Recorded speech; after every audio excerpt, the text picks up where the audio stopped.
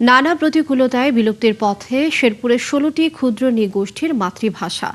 একদিকে পর্যাপ্ত সরকারি বই ও শিক্ষকের অভাব, অন্যদিকে পারিবারিক চর্চা কমে যাওয়ায় হারিয়ে যাচ্ছে তাদের ঐতিহ্য, যে কারণে বাধ্য হয়ে বাংলা ভাষার উপর নির্ভর করছেন তারা। ভাষা পুনরুদ্ধারে নতুন সরকারের কাছে দাবি জানিয়েছেন ক্ষুদ্র নৃগোষ্ঠী সম্প্রদায়। তারিকুল ইসলামের তথ্য ছবিতে বিস্তারিত।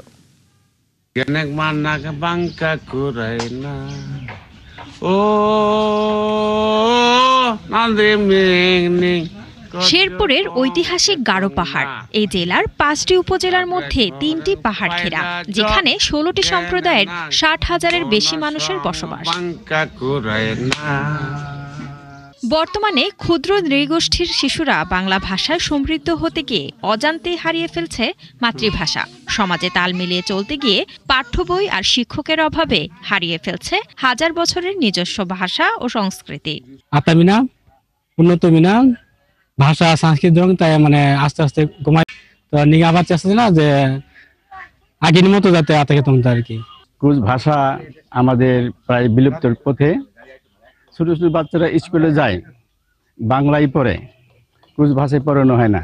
আশা করি যদি বর্তমান সরকার আমাদের এই দিকে লক্ষ্য একটু সুদৃষ্টি দেয়, তাহলে আমরা সবকিছুই ধরে রাখতে পারব। গারোদের নিজস্ব ভাষায় ৩য় শ্রেণী পর্যন্ত পাঠ্য বই থাকলেও পাঠদানে নেই শিক্ষক, যে কারণে শিশুরা বাধ্য হয়ে শুধু বাংলা ভাষাই শিখছে। আমাদের এই অঞ্চলে গারো, কোচ, হাজং, ঢালু, হদি এই সম্প্রদায় এই শেরপুর অঞ্চলে বসবাস করে।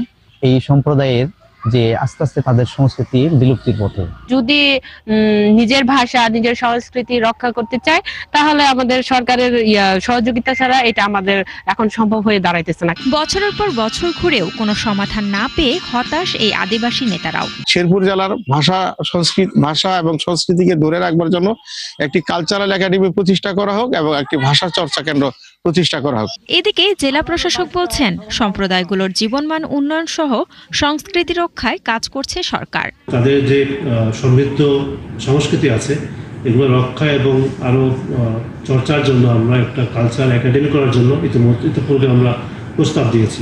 সেটা সরকারের কাছে পর্যালোচনার মধ্যে আছে। আশা করি আমরা অচিরেই তাদের মধ্যে একটা একাডেমি পাবো। ক্ষুদ্র নৃগোষ্ঠীর ভাষা ও সংস্কৃতি রক্ষায় নতুন সরকার গুরুত্বপূর্ণ ভূমিকা রাখবে, এমনটাই প্রত্যাশা সম্প্রদায়গুলোর মানুষের। শান্তা ইসলাম, ৭১।